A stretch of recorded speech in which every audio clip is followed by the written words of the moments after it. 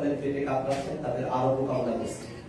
ভাই মাথাটা চলে আসতেছে আপনার ভাই। গণঅভ্যুত্থানের 1 বছর পূর্তিতে বহু আকাঙ্ক্ষিত জুলাই ঘোষণাপত্র পাঠ করা হয়েছে। আমরা সরকারের এই উদ্যোগকে সাধুবাদ জানাই। একই সাথে জুলাই ঘোষণাপত্র তার ভিতরগত বিষয়গুলো নিয়ে আমরা দীর্ঘ সময় পর্যালোচনা করেছি এবং কিছু বিষয়ে তার যদি জুলাই ঘোষণাপত্রের মধ্যে উল্লেখ থাকতো তাহলে এই ঘোষণাপত্র আরো পরিপূর্ণ হতে বলে আমাদের মনে হয়। সে বিষয়গুলোই আমরা আপনাদের কাছে উপস্থাপন করব। আমরা গত বছর দেশব্যাপী ছাত্র আন্দোলনের উদ্যোগে জাতীয় শহীদদের একত্রিত হয়েছিলাম এবং সেখানে জুলাই ঘোষণাপত্রের বিষয়ে ছাত্র জনতার পক্ষ থেকে দাবি জানানো হয়েছে। সরকার সময় চেয়েছিলেন, একটা দীর্ঘ সময় উন্নীত হওয়ার পরেও আমাদের অপেক্ষা করতে হয়েছে। সে অপেক্ষা অবশ্যই সমস্যা করতেছে। গতকাল আমরা জুলাইয়ের যে ঘোষণাপত্র পেয়েছি তাতে জুলাইয়ের সকল শহীদদের জাতীয় বীর হিসেবে স্বীকৃতি প্রদান করা হয়েছে। জুলাইয়ের সকল আন্দোলনকারী শহীদ পরিবার, আহত সকলকে আইনি সুরক্ষা দেওয়ার কথা প্রতিশ্রুতি ব্যক্ত করা হয়েছে। এই ঘোষণাপত্রের মধ্য দিয়ে রাজনৈতিক দলগুলোর তরফে আবারও প্রতিশ্রুতি ব্যক্ত করা হয়েছে যে বাংলাদেশ একটি বৈষম্যহীন, দুর্নীতিমুক্ত, ফেসিবাদ মুক্ত একটি রাষ্ট্র কাঠামো আমরা পাব। এবং একই সাথে এই ঘোষণাপত্রের আরো পরিপূর্ণতার জন্য আমরা দীর্ঘ সময় ধরে সরকারের কাছে দাবিগুলো জানিয়ে এসেছিলাম। তার কিছু বিষয় এখানে অনুপস্থিত থেকে গেছে। আমরা যদি এখন শুরুর সময় থেকে খেয়াল করি, উপনিবেশ বিরোধী লড়াইয়ের কথা বলা হয়েছে, কিন্তু এই ভূখণ্ডের মানুষের উপনিবেশ বিরোধী লড়াইয়ের অন্যতম রেফারেন্স পয়েন্ট 47কে এখানে উল্লেখ করা হয়নি। আমরা মনে করি যে বাংলাদেশের এই ভূখণ্ডের এবং সার্বভৌম রাষ্ট্র পাওয়ার পেছনে 47, 71 এবং আমাদের 24-এর যে আন্দোলন, তার সকল কিছুর একটি সম্মিলন এই ঘোষণাপত্রকে আরো সমৃদ্ধ করতে পারত। এই ঘোষণাপত্রে শহীদের সংখ্যার ব্যাপারে প্রায় 1000 শব্দবন্ধ ব্যবহার করা হয়েছে, অথচ জাতিসংঘের রিপোর্টে 1400 জন মানুষ এই অভ্যুত্থানের সময়কালে শহীদ হয়েছে। এই পরিসংখ্যান আমাদের সকলের জানা।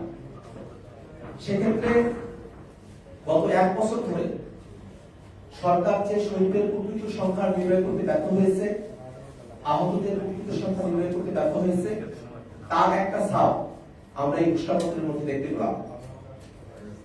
এই ঘোষণাপত্রে গত 16 বছর ধরে বাংলাদেশের মানুষেরা যে আন্দোলন সংগ্রামগুলোতে অবতীর্ণ হয়েছে,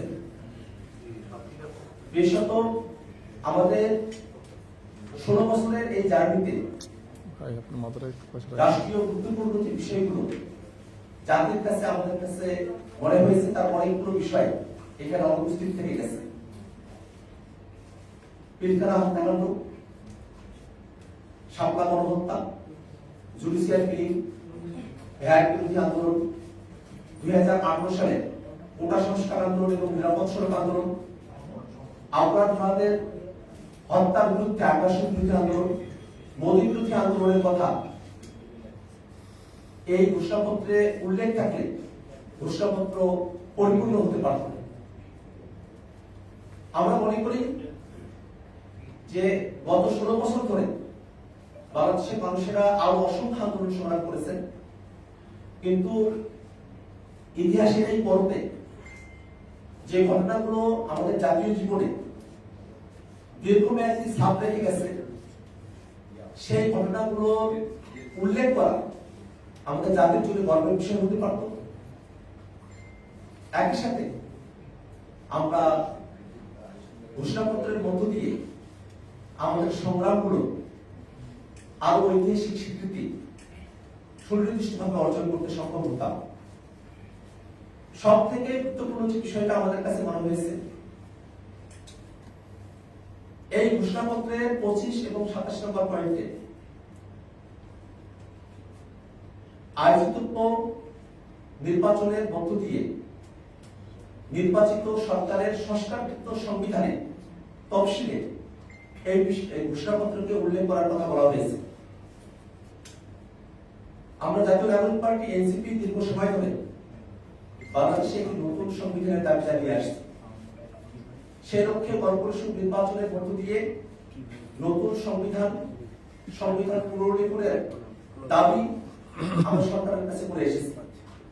ঐক্যমত্য কমিশনে রাজনৈতিক দলগুলোর মধ্যে সংস্কারের বিভিন্ন বিষয়বস্তুতে ঐক্যমত্য তৈরি হয়েছে, কিন্তু এখনো পর্যন্ত সেখানে বাস্তবায়নের পথ কি হবে তা নিয়ে আলোচনা করা হয়নি।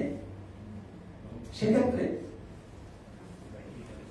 যখন এই ঘোষণাপত্রকে পরবর্তী সংস্কারযুক্ত সংবিধানের উপর ছেড়ে দেওয়া হয়, স্বভাবতই আমরা যে নতুন সংবিধানের দাবি জানিয়েছি, কর্পোরেশনের কথা বলেছি, সংবিধানে অন্তর্ভুক্তির কথা বলেছি, সেই প্রক্রিয়াকে পাশ কাটিয়ে যাওয়া হয়। আমরা এখনো দাবি জানি যে বাংলাদেশে যে নতুন রাজনৈতিক জনগোষ্ঠীর আবির্ভাব ঘটেছে, তাদের অভিপ্রায়কে ধারণ করতে একটি নতুন সংবিধানই আমাদের জন্য সমাধান, এবং সেই নতুন সংবিধান প্রস্তাবনার মধ্যে জুলাইয়ের ঘোষণাপত্রকে অন্তর্ভুক্ত করার দাবি আমরা জানাই। একই সাথে ঐক্যমত্য কমিশনে জুলাই সনদ কার্যকরের পন্থা হিসেবে রাজনৈতিক দলগুলোর সঙ্গে আলোচনার কথা বলা হয়েছে।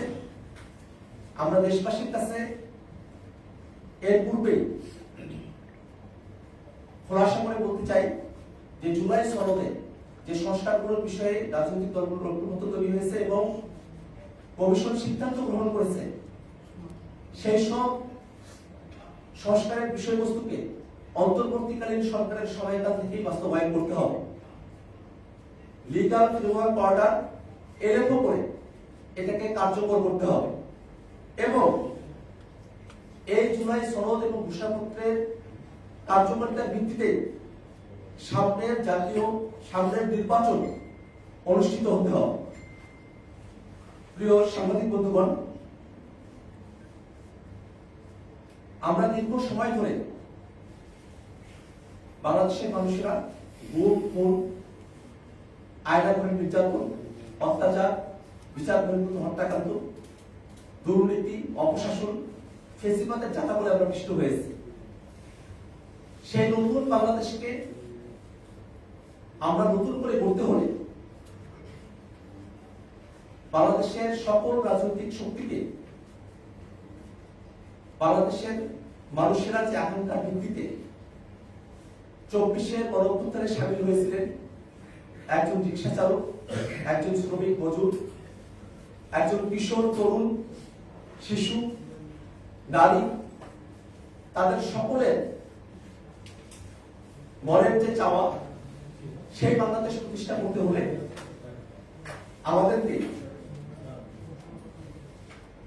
আমাদের সংগ্রাম জারি রাখতে হবে।